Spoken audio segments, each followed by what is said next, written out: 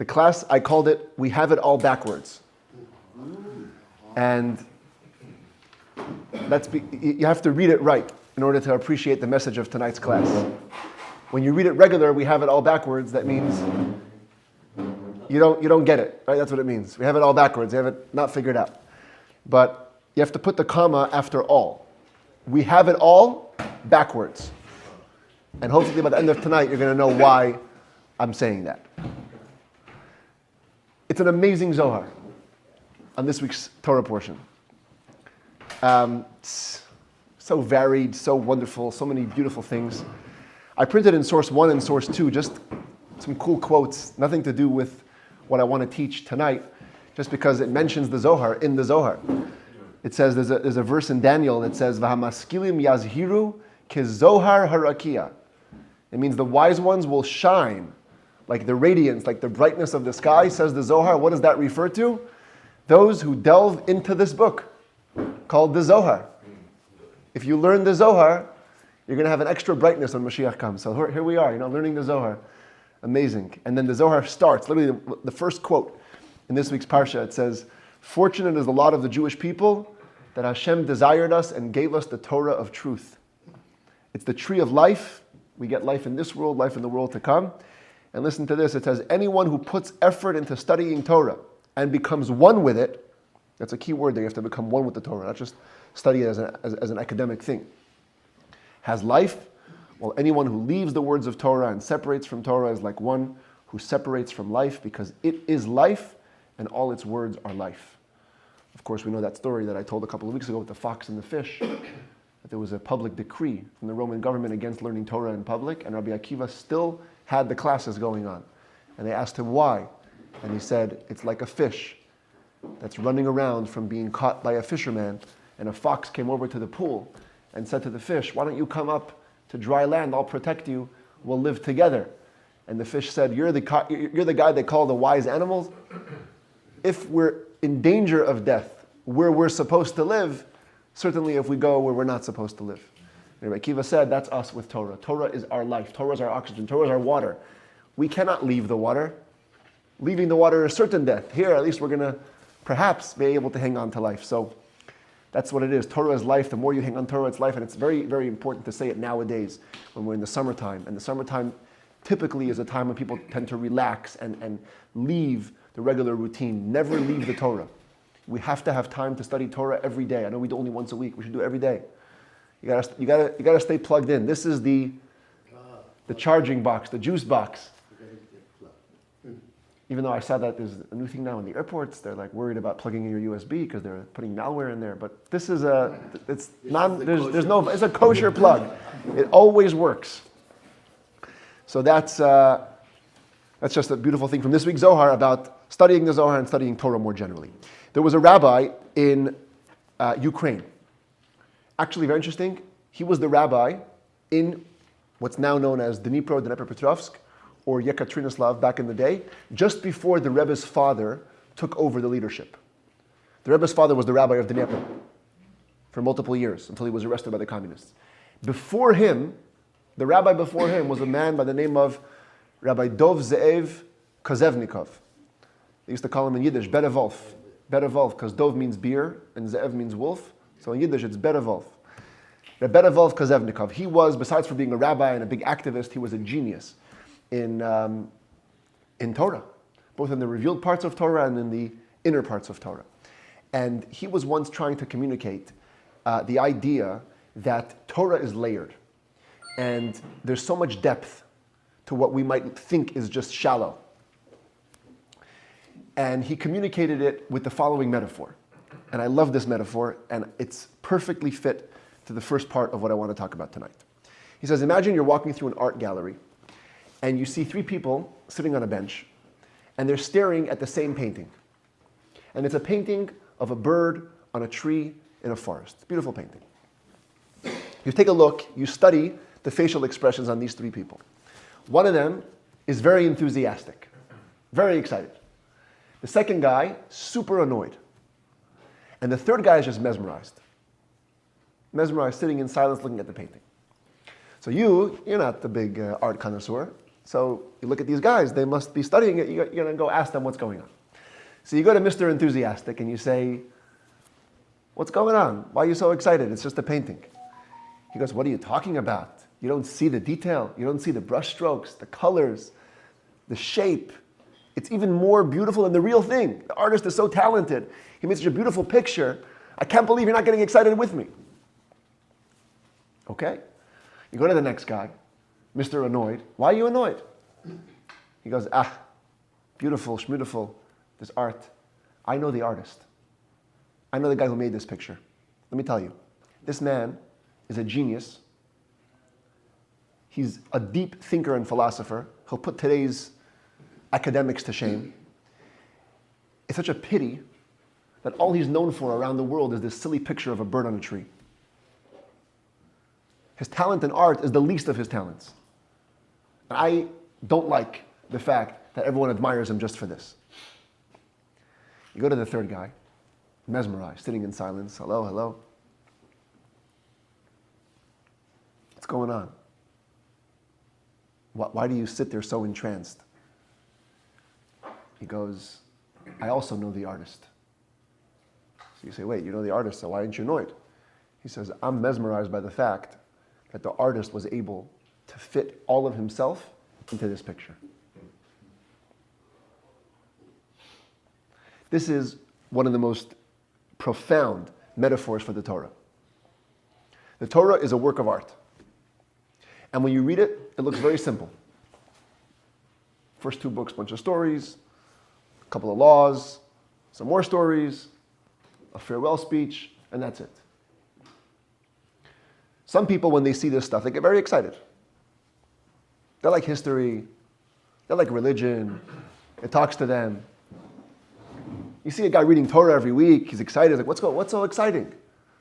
What do you mean? Look at this, we know our people, we know our heritage, we know our history, we know how it works. Some people, they get annoyed. They go, you know what Hashem is, the author of the Torah? He's so much greater than this book of laws. He's so much bigger than this confined, constrained version of him. What a pity. And this is what God is known for, the author of the Bible. There's so much more majesty to Hashem than this.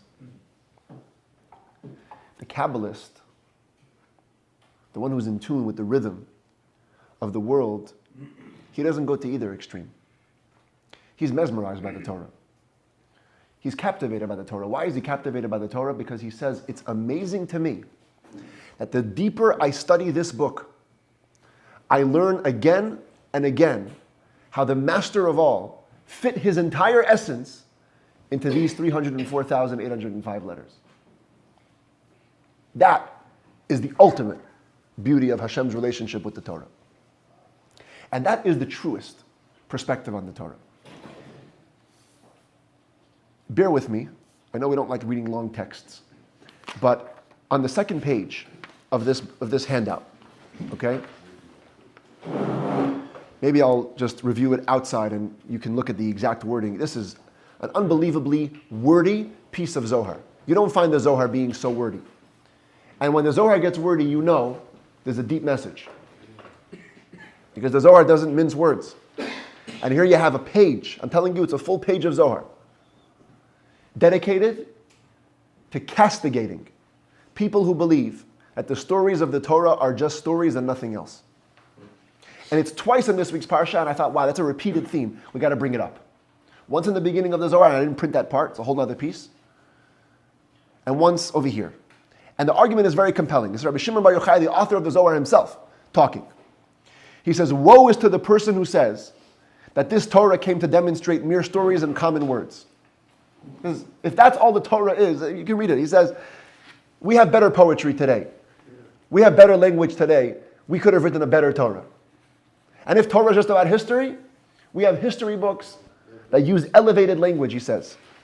The commentaries explain it means that many history books today are laced with lessons and life experiences. He says, we could have made a better Torah if that's all it is. If it's just a history book, we could have done a better job. Clearly not.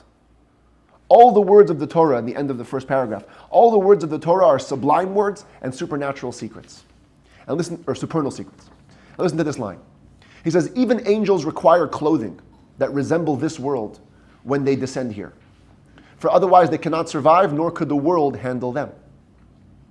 So if an angel needs a costume, says the Zohar, how much more so the Torah, which created them, right? It created the angels and it created the world, and because of which they all continue to exist. The Torah is the source of all that is. When it descends to this world, if it wouldn't dress in the clothing of this world, the world cannot handle it. This is the meaning of the stories in the Torah. It is the Torah's clothes. Anyone who thinks that the clothing is actually the Torah and nothing else, let his spirit leave his body and let him not have a portion in the world to come. Some commentaries say it's not a wish, it's a fact. If that's your relationship with Torah, you will not be able to come to the world to come. That's all you think, it's a storybook, then you've lost the connection. This is why King David said, one of the most beautiful verses in Tehillim, Gal einai va'abita niflois miterasecha. He says, open my eyes so that I may see the wonders from your Torah. What was he saying, open my eyes? He was saying, what is under the clothing of the Torah? I want to be the guy who's mesmerized by the painting. I don't want to be the guy who's enthusiastic about the wrong things. Come see another illustration for this, says the Zohar. There are garments, a beautiful suit that everyone can see. When foolish people see someone dressed in clothing that seems fancy to them, they no longer examine the person's character anymore. Even though in truth, it is the body that makes the clothing important, and the soul that makes the body important. So you're totally missing the point. Taking the Torah at face value is like talking to a mannequin. Okay, the clothes are there, but there's nobody inside. In the same way, says the Zohar, the Torah has a body, which are the commandments. The body dresses in clothing, physical stories. The fools of the world look only at the clothing, the stories, and know no more. They don't look what's under the clothing. Those who know more, they don't look at the clothing, rather at the body, under the clothing.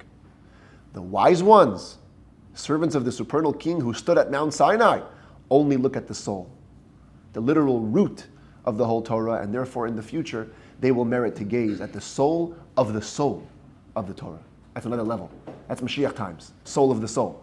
Today we only have the soul of the soul.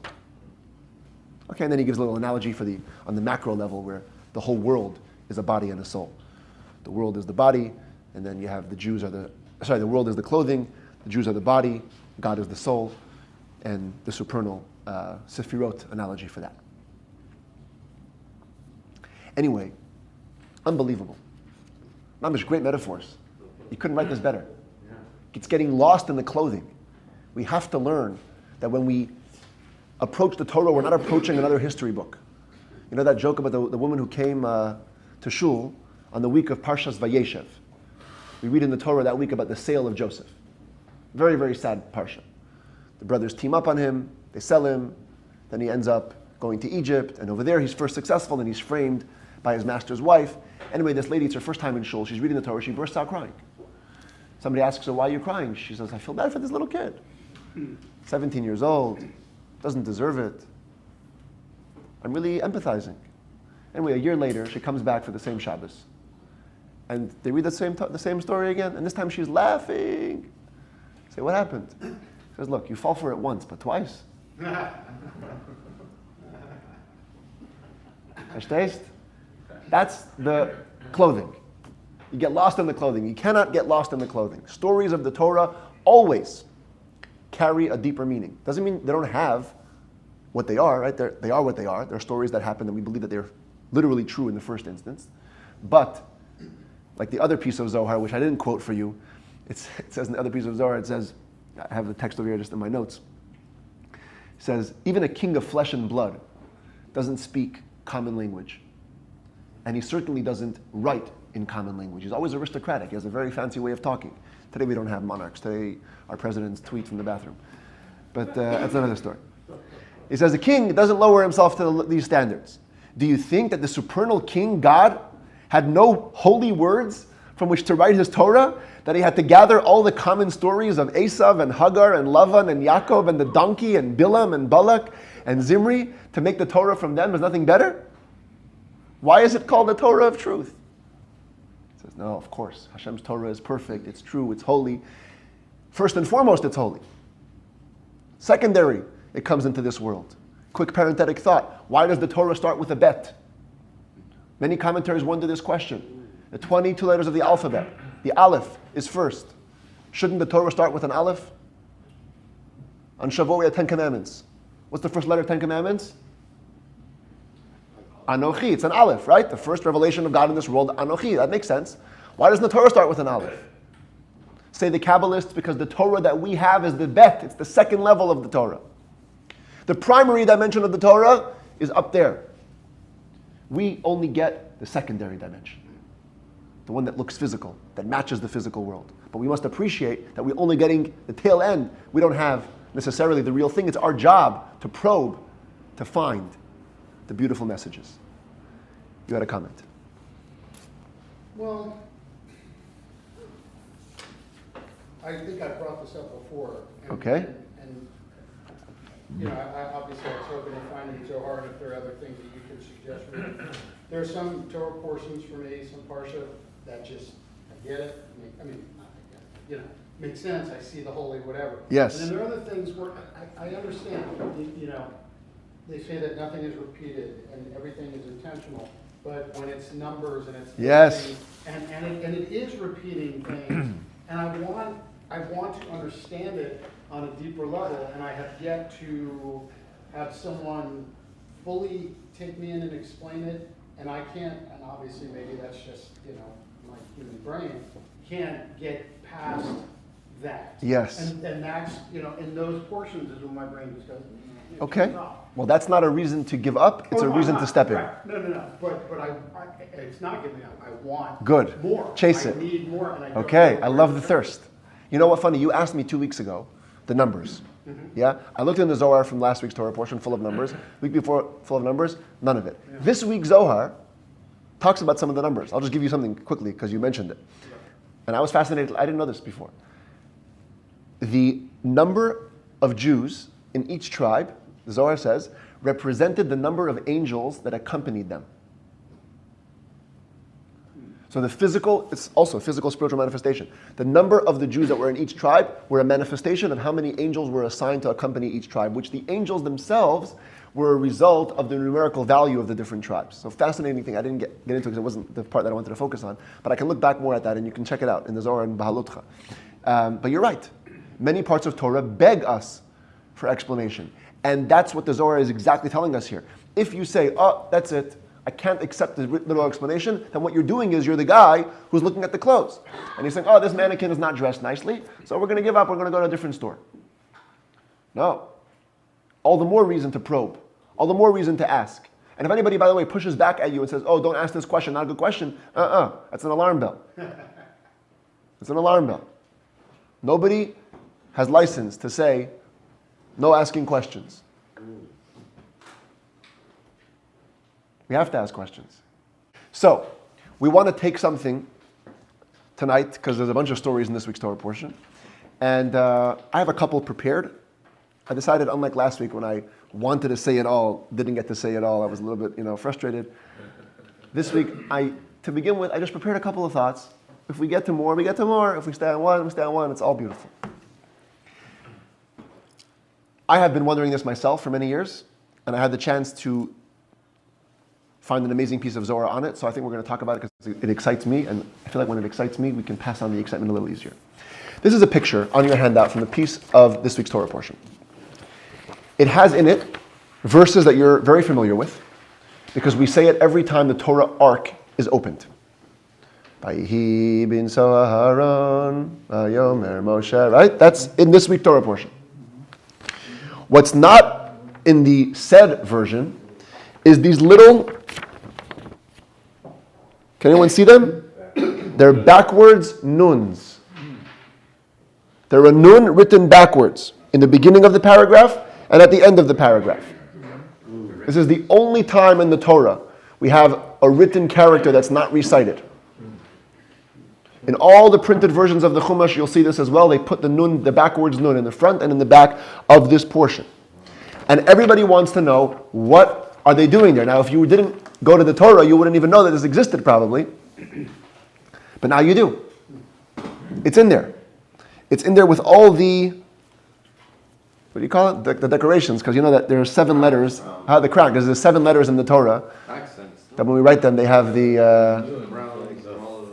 little crowns. Yeah, decorative crowns.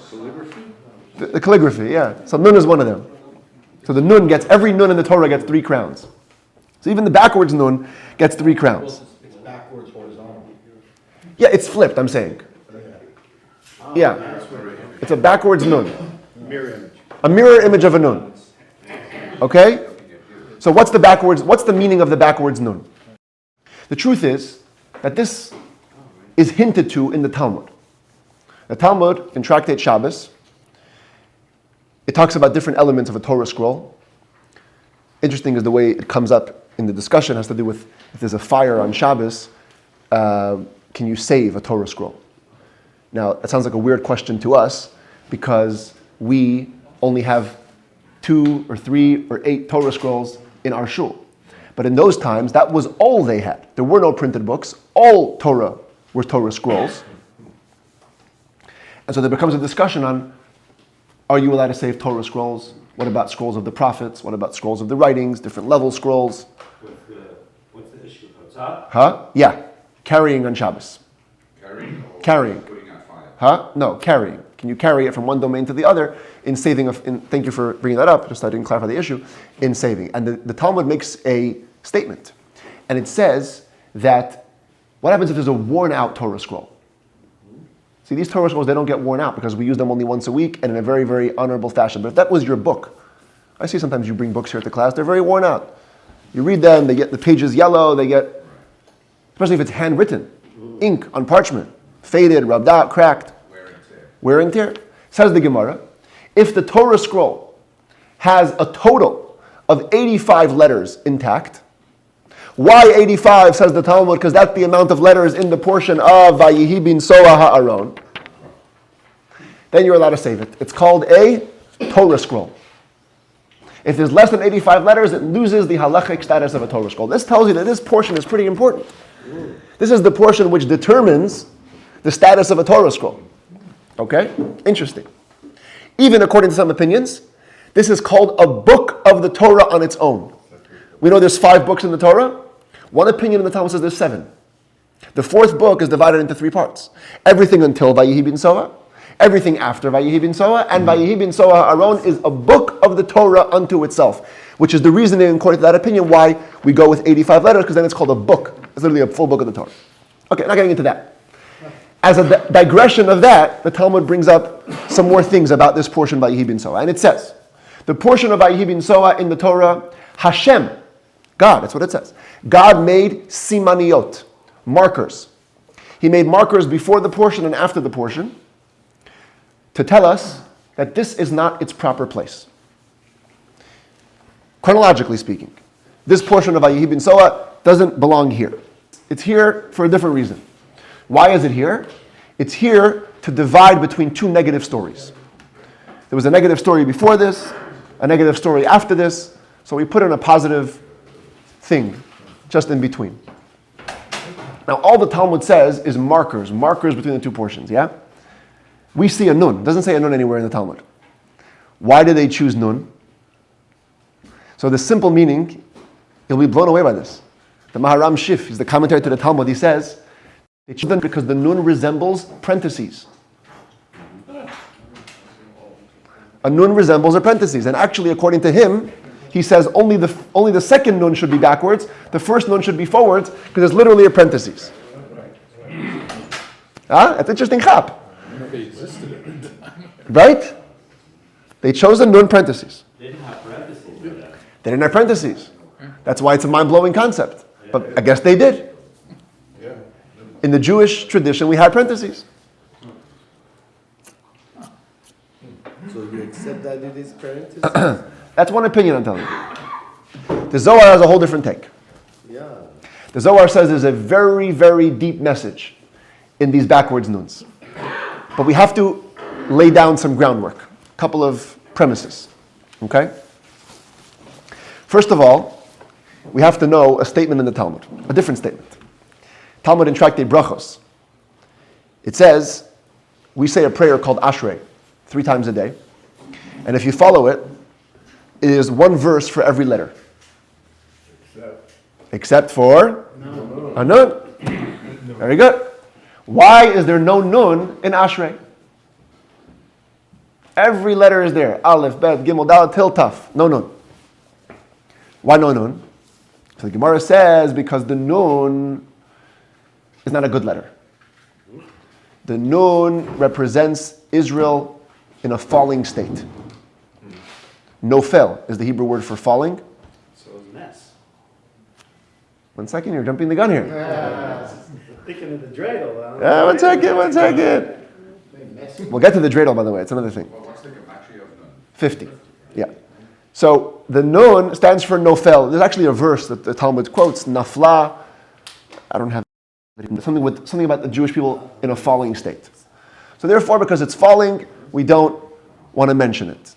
Although the commentaries point out that if you look at the next verse, the Samech verse, it does say, Somech Hashem l'chol hanoflim, with the nun. So Hashem supports all those that fall, hinting to the nun, okay? But there's no direct nun. Now the obvious question is, what do you mean? Nun stands for falling, but nun also stands for good things. Nun also stands for Nes. Nun also stands for, I don't know, a bunch of, give me anything else. Nigun, okay? There's a bunch of Nisan. I'm sure you can come with 100 good things for Nun. Huh? Yoshua bin Nun, next week's Torah portion. This week's Torah portion, right? He appears first. He has the whole story where he stands up for Moshe's honor. Huh? Sherman Oaks. It ends with a nun. I don't know if it starts with a nun. Okay. Nasi. Here we go. If I put out a game here, we come with a lot of words for nun. So what do you mean the nun? You found one verse that it's the falling of Israel. Okay. Not getting into it, but the Zohar says that's how we interpret the nun. The nun is a negative, and it's even reflected in the shape of the letter. This is a big thing in the Zohar. Repeated themes, different portions. The shapes of the letter tell you everything. Remember last week I told you about the Yud and the Vav, right? So all of godly energy begins with a point. Vav represents energy coming down, bringing down, okay? So the Vav is seen as a very godly letter because the Vav is direct flow. What's a Nun? A Vav with both its heads bent in. That's called, the Zohar says, a Vav bent out of shape. It means that the flow is being redirected inwards. It's not flowing outwards. Okay, picture that, right? You get the Vav, and you have the Nun. My left hand doesn't go this far, so, okay, it's like this. You get the point. A Nun represents, as the Zohar words it, when the Shekhinah is not impressed with the Jewish people. When the divine presence is not feeling the love, the warmth, the fire, the passion, the excitement of the Jewish people. Nun is 50. I'll get to that in a minute. Another interesting thing about 50 in this week's portion.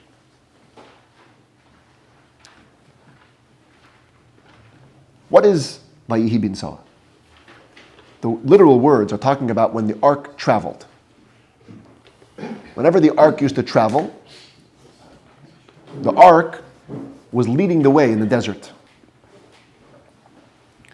There's some debate if it was the same holy ark or it was a different ark, but there was definitely an ark that traveled in front of the Jewish people to lead the way.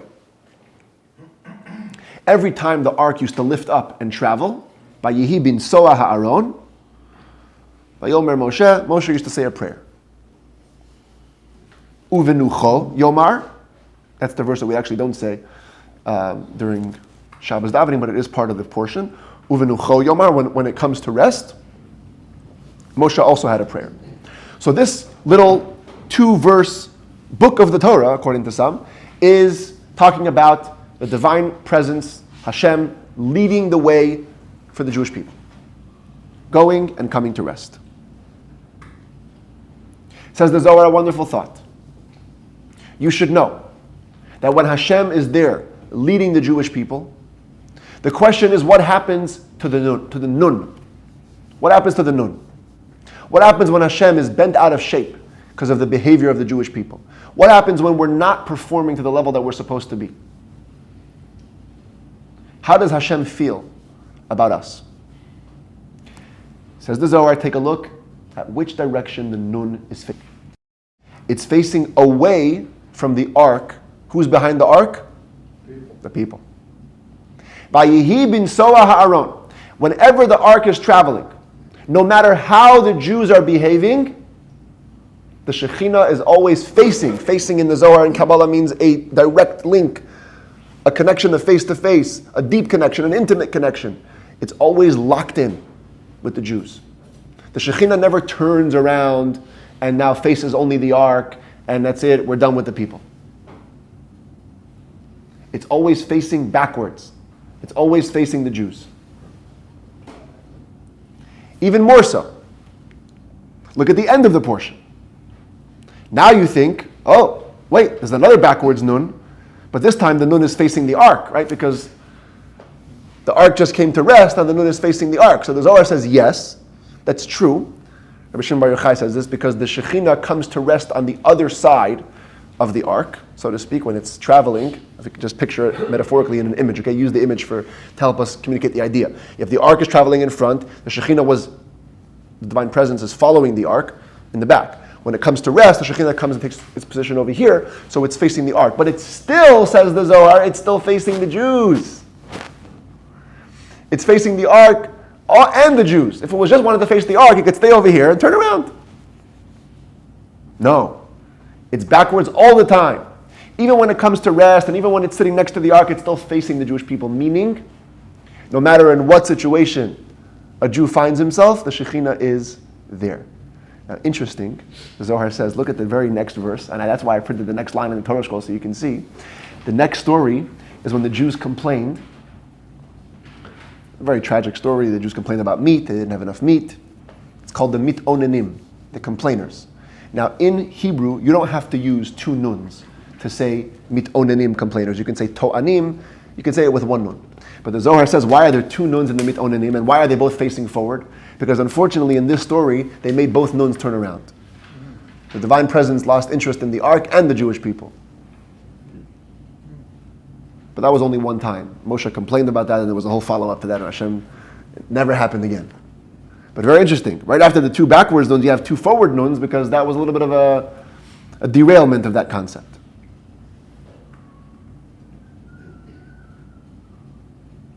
Nevertheless, the backwards nuns win. And that's the deeper meaning of what the Talmud says. This is not its place, but the Torah puts it here to divide between one punishment and the next. That means that Hashem implanted, transported the two backward nuns to tell us the message. Even here where you see the forward-facing nuns and you think it's out of whack. No. The two backwards nuns are the way we go. We must always remember, even when we're bent out of shape, the energy is still coming our way. Even when we bent God out of shape, the Shekhinah is still coming our way. Very, very powerful idea. What was the other sin that was going on? The first one. The one before it was, no?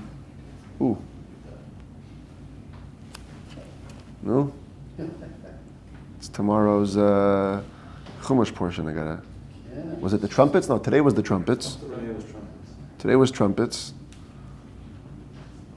This doesn't look good on me. It's a lot to remember. Hold on, I'll get it here. I don't know, what was the problem here? Oh, they kicked Yitro out, right? Yes. Yeah, they talked about Mount Sinai as like, we're moving away. Finally, we're done with Sinai, we can go. Yeah, that was it. That was it, very good, yeah. The old series. Yeah.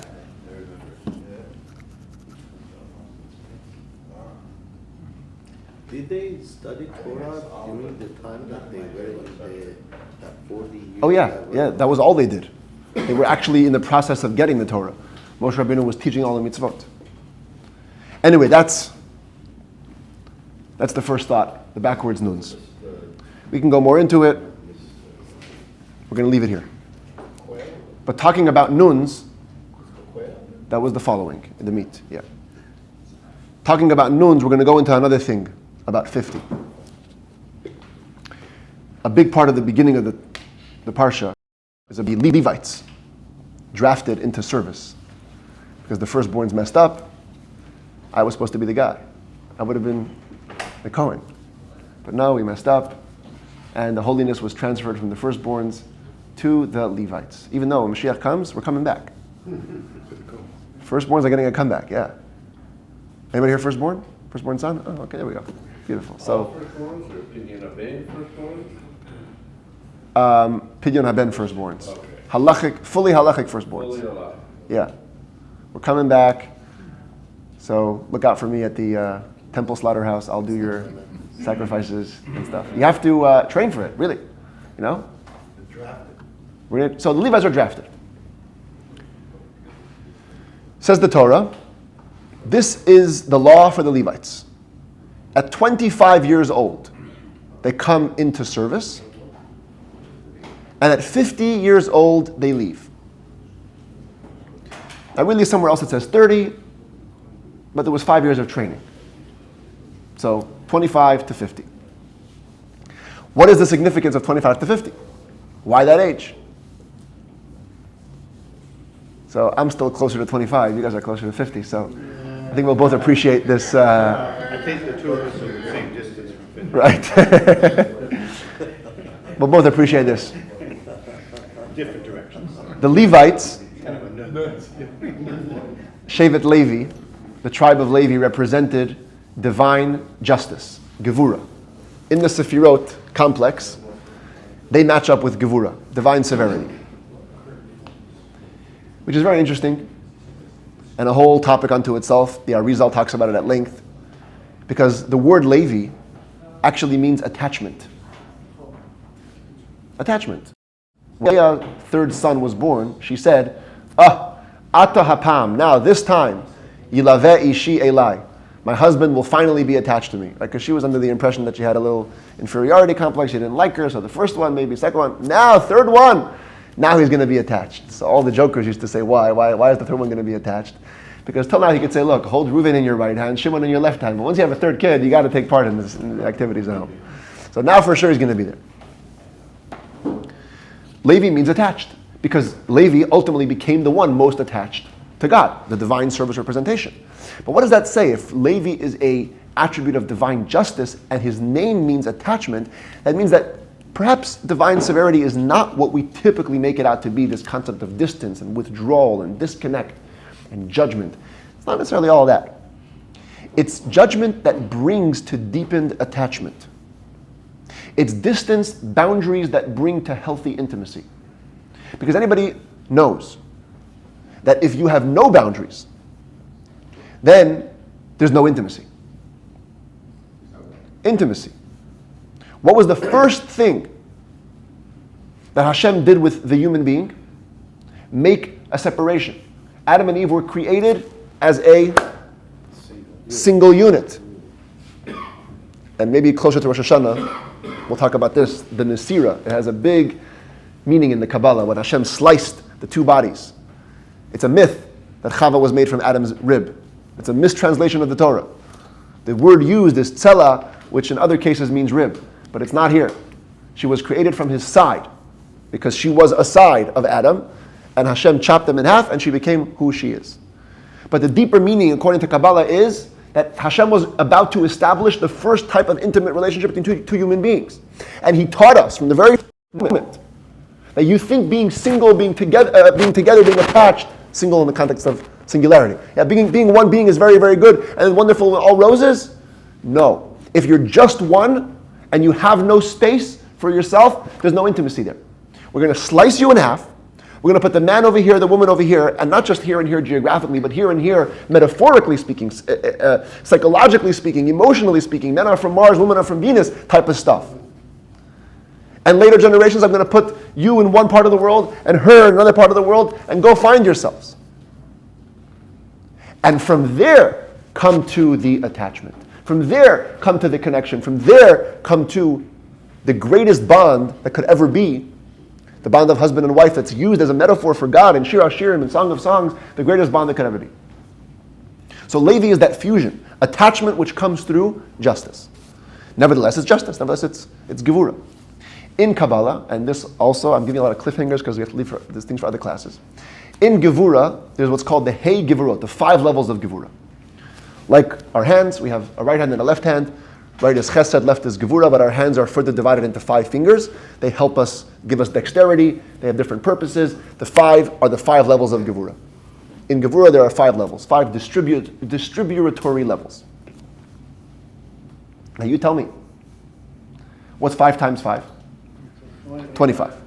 So each of the 5 levels of gevura has 5 levels. Okay? So Levi, who is gevura, when does he start working? When his gevura is fully developed. When there's 5 times 5, and all the divine justice in him has come to its full maturity, he's fit to become his type of servant in the Holy Temple. So at 25 they started. How many years did they work? From 5 to 50? 25. Because you have to actualize all those 25 levels of gevura within you. Each year is another level. And this is a whole thing, in general we talk about years being levels, right? Every year of our life is another level. Every year from a yard site is another level of ascent. It's level. Years are levels. So 25 years is a level. After 25 years, the Zohar says, this is not me. Zohar says, this is why after 50 years old, heated people lose their heat. They start getting a little calmer. Even the guy who's all fired up and gevura type of guy, after 50, a little bit tamer. What does that say about all of us?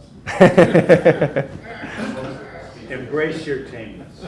So actually it comes from, the Zohar says it goes the other way. It's the physical tameness is a manifestation of the spiritual tameness. The way the Zohar words it, huh? Yeah, so I said 30 is when they actually start, but 25 is the training. Yeah. No, it's the real. They started training. It's a real thing. You want to go even further? If you brought that up, even in a person's life, the first 5 years, according to the Torah, are called the training. Are like the beginning developmental years. Only at 6 is there an obligation of chinuch. Even a child is only obligated in most things at 6 years old. Once the 5 years pass, that's interesting. 5 years training. Anyway. The way the Zohar words it, it says at 50 years old, the gevura ascends to its source, bina. Bina is the second of the intellectual faculties. Gevura is the second of the emotional faculties. Bina and gevura, if you have that chart of the 10 sefirot, right? Everyone's seen that before, the 3 triangles, they're both on the left side, right? I'm facing you, so, excuse me. Chochma, bina, da'at, chesed, gevura, tiferet, bina and gevura, both on the left side. Bina is called the source of gevura. Why is that? In short, bina is the intellectual capacity to dissect and process. Chachma represents flash of wisdom, basic insight at the core level. Bina says, let's take it all apart and slice it into details. When you do that intellectually, that breeds gevura, the divine justice that also dissects, judges, and splits emotionally. So bina and gevura are the same. At 50, gevura ascends to bina. That means it loses its emotionality and becomes more intellectual and settled. By the way, how many levels are there in Bina? Anybody knows? How many gates of Bina? 50. 50 divine levels of understanding. Sfirat HaOmer was 49 days, and the 50th day is Shavuot, it's the 50th level. So amazing that at the age 50, Gevura ascends to Bina. Bina is the Mr. 50. After 25 years, does numbers do it for you guys? I don't know if you're into these numbers. Maybe you'll like these numbers. Anyway, I like them too. The numbers, it all fits. And after 25 years of actualizing all the 25 levels of the Gevura, now you're ready to go to Bina. Once you're in Bina, you're no longer fit to serve. A Levite has to be an emotional Gevura type of person. What did the Levites do in the temple, by the way? What was their main job? Singers. They were singing. What's singing? It's passion, it's emotion, it's the heart, it's the soul. Once you're a little tame, you're losing your touch. Not good anymore. By the way, this is another mirror image of the layers in the Torah. The Talmud says, why did they stop singing at 50? Because at 50 people lose their voice. Their voice wasn't so good, but that's mystically attuned to the fact that at 50 your Gevura is leaving. It's leaving. Fascinating. So at 50 they stopped. Many, many lessons obviously in this discussion. One big lesson that we can apply is we have to be able to know when it's time to pass. This is a big issue you hear. I don't know, it's probably an issue that's been going on for a very long time. But the idea of leaders not knowing when it's time to step aside, and let somebody else shine. This is the nature of the world. So in earlier generations, we were blessed that Hashem revealed this stuff to us. The kings knew when it was time to take each other over, and the prophets knew when it was time to anoint the next prophet. But today, we have to have a little seichel, okay, and look at ourselves. And the Levites, they saw, when their gevura started taming down, that was it. We exit service very honorably. And now it's the next generation of Leviim to come in and show their exuberance and their love. And in our lives too, we should do that. You know, again, I always tell you, I feel like a schnook preaching to you guys. I just had a first kid. You guys are, way along in life. But I can tell you from experience that I have in my generation with my friends, their parents sometimes chokehold, stifle the spreading of the wings of the children. You're laughing because you have a lot of comments on this, I know. And who's this 29-year-old guy preaching to us? But that's the fact, okay? That's the truth. What am I going to do? I'm laughing with you, Rabbi. You're laughing with you, and I'm laughing at me. All right, very good. It's true. Many, many young people are looking to get out into the space, but the people that are supposed to be encouraging us and teeing up the ball for us and helping us launch are the ones that stand in the way in the end of that growth. And the Levites teach us there's a term. From 25 to 50, you have to actualize your stuff. After 50, You're done. not you're done. You keep actualizing more stuff, but you're done with the temple service, okay? Now you go somewhere else. Go to the golf club. Study Torah. Yeah. So, right, what did Levi do after they were done? They went to study Torah, of course. They got a pension from the temple, and they went to... All the meat they could eat. I think it's a very, very big concept. We have to have the wisdom to know when to step up and when to step down.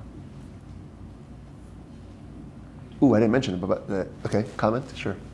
Which also is a metaphor for the loss of Aaron's two sons, who stepped up too soon and did Ooh. not do it properly, were not trained properly, but they did not realize they were.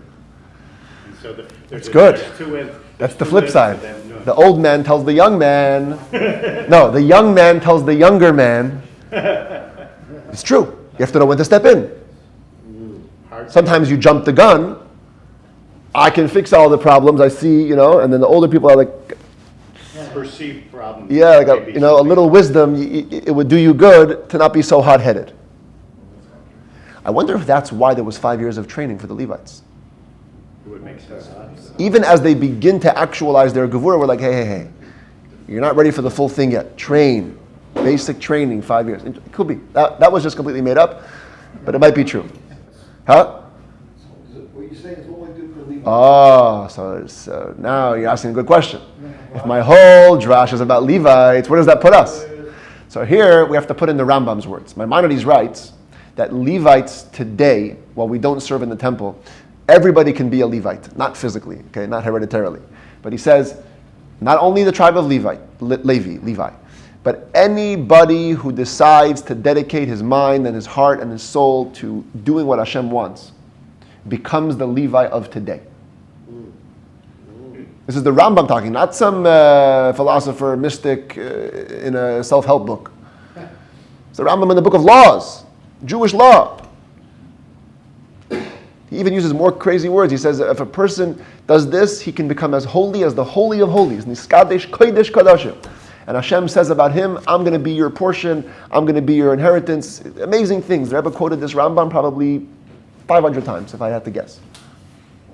No exaggeration, literally. Lo yeshevet Levi bilvad. I could hear him today. I could hear him in the video. I never met him. But Still don't get the second Huh? Aliyah. Still don't get the second. okay, second Aliyah. Okay, there's hereditary Levites. We're going to leave it to them. You can't do But- can't do the sacrifices, 'cause that's And the other things, that's for the Cohens. Yeah. But you could be, in the sense of attached, in the sense of serving, yes, you could be a Levite. And therefore you have to. But with these limitations, know when to step in, know when to step out. There's one point from this week's Parsha also. It says that when they were inducted to service, there was a whole ceremony where they shaved off all their hair. Even more. Even more than that. Everywhere, everything. It's the one exception to the law of shaving the beard. Torah says they had to use a razor to shave all the hair. Ve'haviru tar al kol b'saram. Yeah, everything. So it's like, why is that the beginning of the Levite service? So, one approach is complete cleanliness, fine. But the Zohar says it's because, and again, this is a conversation at a different time, but just accept the premise. Hair is a representation of divine severity, of Gevura. Hair is these tiny little strands. They come from within the body. They're seen as a sign of super compressed, reduced energy. That's where they come out in these tiny little strands. So the Levites shaving all the hair was also a sort of taming the Gevura. Even earlier as they started. That was only done once though. So maybe it was like a general taming, like a general beginning to the Levites' induction in general, shave off all the hair. So it's not too much Gevura. It's the right amount of Gevura. It's the balanced Gevura, the harmonious one. But that's the Zach. So what are the takeaways for tonight? I have it in the key points here. You're going to always remember this. Stories are just the clothing of the Torah. They're a metaphor for deeper secrets. And the secret of the backwards nun is what? God's presence is always directed at his people, even when we mess up. And the last thing was Levites only work till age 50. That's when the heat of their Gevura starts to wane. We must recognize when it's time to pass the torch. That's our takeaways for tonight. All right? L'chaim.